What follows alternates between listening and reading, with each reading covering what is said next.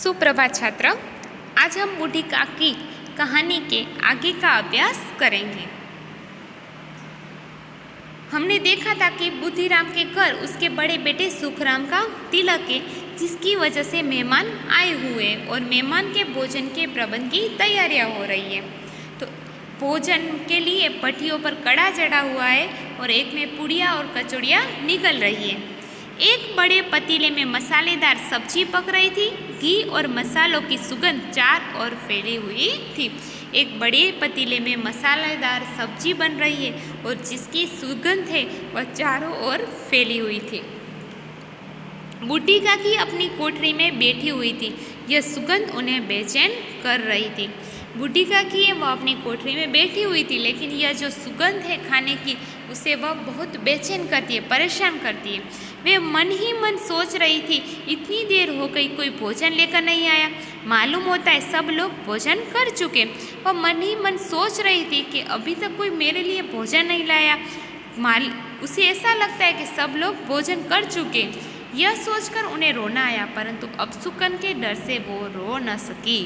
यह सोचकर उसे बहुत दुख होता है कि सब लोग भोजन कर चुके, लेकिन मेरे लिए कोई भोजन ही नहीं लाया। इसी वजह से वह रोना चाहती थी, लेकिन अपने भतीजे के बेटे का तिलक था तो कहीं अपशकुन न हो जाए, इसी वजह से वह रो भी नहीं सकती। बूढ़ी काकी की कल्पना में पूड़ियों की तस्वीरें नाचने लगी। खूब लाल लाल, फूली फूली, नरम नरम होगी। अब बूढ़ी काकी वह खाने के सपने भी देखने लगी, तो उसके सपने में पूड़ियों का तस्वीर आती है जो लाल लाल, फूली फूली, नरम नरम होती है। कचौड़ियों में अजवाइन और इलायची की महक आ रही होगी। महक यानी सुगंध।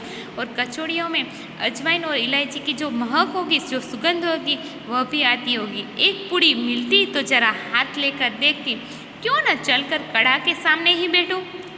तो ऐसे सपने देखकर उसे ऐसा लगने लगा, क्यों ना अब तो मेहमान ने भी खाना खा लिया है, तो अब बाहर जाकर आंगन में जो कड़ा चढ़ रहा है तो वहाँ सामने ही बैठूं।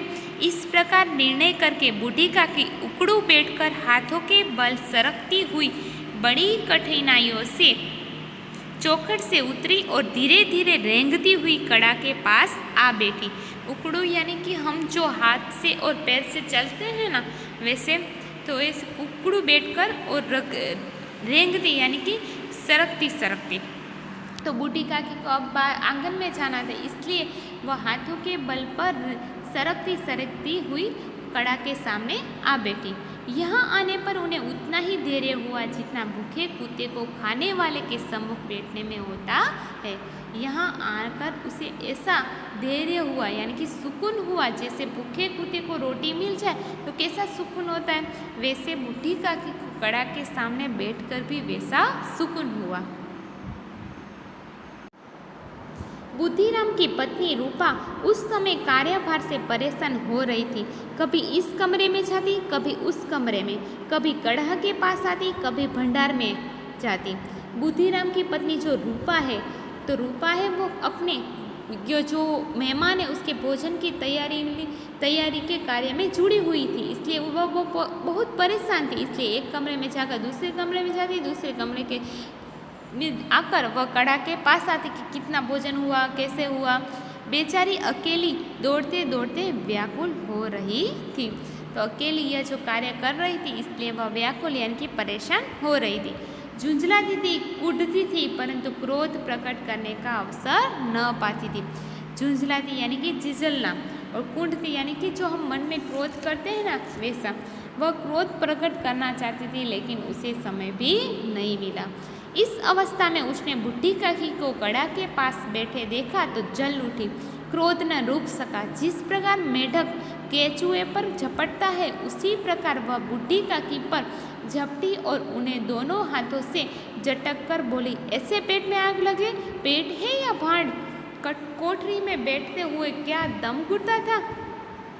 अब इस अवस्था में जो बूढ़ी काकी वह कड़ा के पास आकर बैठी हुई, तो उसे देखकर वह आग बबूली हो जाती है। और जैसे मेढक कोई केचुए छोटा सा जीव आता है ना, वह जैसे हम कीड़ी होती है चींटी की, तो उससे थोड़ा बड़ा होता है, तो उसे देखकर जब मेढक है उसे खाने के लिए उस पर झपटता है, तो वैसे बूढ़ी काकी पर रूपा झपटती और कहती है कि तुम्हारा पेट है या पाट, कोठरी में तुम्हारे पास बैठा ही नहीं गया, भोजन मिलता तुम्हें, कोई अकेला नहीं खा जाता, अभी तो मेहमानों को भी खाना नहीं मिला है, भगवान को भोग नहीं लगा है, तब तक धैर्य न हो सका। बूढ़ी काकी ने सिर उठाया, न रोई न बोली, चुपचाप रेंगती हुई अपनी कोठरी में चली गई। और बूढ़ी काकी जो रूपा है उसके गुस्से का प्रतिरूपण नहीं कर पाई, इसलिए वह कुछ न बोली सिर झुकाकर अपनी कोठरी में चली जाती है। भोजन तैयार हो गया है, आंगन में पतले पड़ गए, मेहमान खाने लगे। अब भोजन तैयार है, मेहमान खाने लगे। बूढ़ी काकी अपनी कोठरी में जाकर पश्चाताप कर रही थी कि मैं कहाँ चली गई। उन्हें रूपा पर क्रोध नहीं था, अपनी जल्दबाजी पर दुख था। ऐसा हुआ तो भी बूढ़ी काकी अपने भतीजे की जो पत्नी है रूपा, उस पर क्रोध नहीं आया, क्योंकि उसे ऐसा लगा कि मेरी जल्दबाजी है, उसी की वजह से मुझे रूपा ने डांटा है, इसलिए वह अपने पर पश्चाताप कर रही है और कहती है मुझे इतना भी धीरज नहीं है, मैं मेहमान के बिना ही खाना खाने चली गई। सच ही तो है, जब तक मेहमान लोग भोजन न कर लेंगे घर वाले कैसे खाएंगे। मुझसे इतनी देर भी न रहा गया, अब जब तक कोई बुलाने न आएगा न जाऊंगी। और बाद में बूढ़ी काकी कहती है कि मेरी इस गलती की एक ही सजा है कि जब तक कोई मुझे बुलाने के लिए नहीं आएगा तो मैं नहीं जाऊंगी। मन ही मन इसी प्रकार का विचार कर वह बुलावे का इंतजार करने लगी। वह मन को बहलाने के लिए लेट गई, धीरे धीरे एक गीत गुनगुनाने लगी। उन्हें ही मालूम हुआ कि मुझे गाते देर हो गई। अब अपने मन को बहलाने के लिए कुछ देर के लिए वह लेट जाती है और कुछ देर के लिए वह गाना भी गुनगुनाती है। और गाना गुनगुनाने के बाद उसे ऐसा लगता है अब तो बहुत सारा समय निकल गया, फिर भी उसे कोई बुलाने के लिए नहीं आया। क्या इतनी देर तक लोग भोजन कर रहे होंगे? किसी की आवाज़ नहीं सुनाई देती, अवश्य ही लोग खा पी कर चले गए, मुझे कोई बुलाने नहीं आया। कि अब सोचती है कि अब तो मेहमान भी चले गए होंगे, लेकिन मुझे कोई बुलाने के लिए भी नहीं आया। रूपा चीट गई है, क्या जाने न बुलाए। और बाद में सोचती है कि रूपा है और मुझ पर गुस्सा है, इसलिए भी मुझे बुलाने के लिए नहीं आ रही है। बूढ़ी काकी चलने के लिए तैयार हुई। अब बूढ़ी काकी ऐसा सोचकर फिर आंगन में जाने लगी।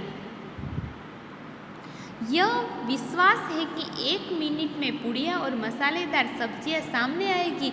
उनकी स्वादेंद्रियां गुदगुदाने लगी। अब उसे ऐसा विश्वास, अभी मेरी थाली में मसालेदार कचौरियाँ और पुड़िया आएगी।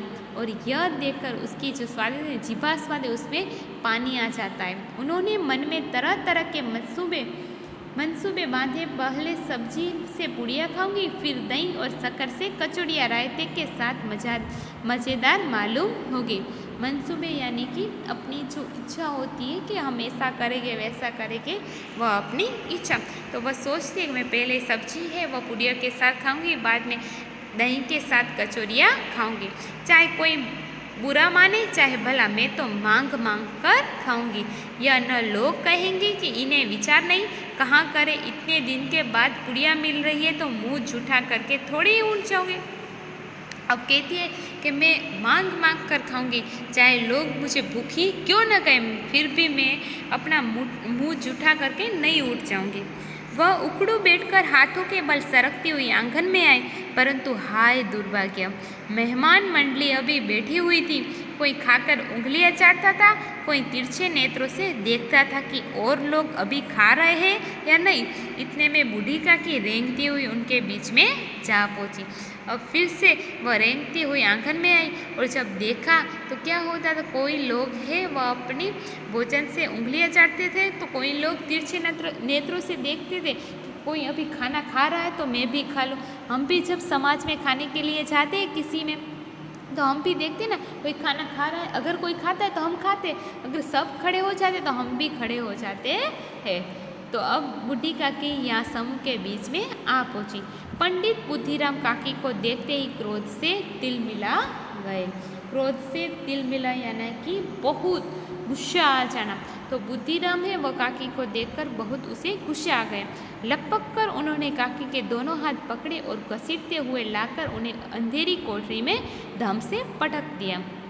और बाद में जो जो बुद्धिराम है वह बूढ़ी काकी को दोनों हाथ से पकड़ते हुए उसकी कोठरी में घसीटते हुए फेंक आता है। मेहमानों ने भोजन किया, घर वालों ने भोजन किया, बाजे वाले धोबी नाव भी भोजन कर चुके, परंतु बूढ़ी काकी को किसी ने न पूछा। अब मेहमान भी भोजन कर चुके, घर वाले भी, और जो काम वाले लोग आए थे उसने भी भोजन कर लिया, लेकिन बूढ़ी काकी को किसी ने नहीं पूछा। बुद्धिराम और रूपा दोनों ही बूढ़ी काकी को उनकी निर्लजता के लिए दंड देना का निश्चय कर चुके थे। और बुद्धिराम और रूपा है वह बुद्धिराम की जो बूढ़ी काकी जो निर्लजता, यानी कि वो आंगन में 2 बार आ गई तो उनकी वजह से उसको दंड देना, सजा देना चाहते थे। अब उन्होंने निश्चय भी कर लिया था आज तो बूढ़ी काकी कोई खाना नहीं देगा। उनके बुढ़ापे पर दीनता पर किसी को करुणा न। अब बूढ़ी काकी की जो वृद्धत्व है उस पर भी किसी को दया नहीं आई, करुणा भी नहीं, और उस किसी ने भी उसे खाने को लिए नहीं पूछा। अकेली लाडली उनके लिए परेशान हो रही थी, और जो उसकी सहानुभूति संबंधित कहते हैं तो लाडली है, तो वह अकेले ही परेशान थी। अब आगे की कहानी का हम बाद में अभ्यास करेंगे। Thank you.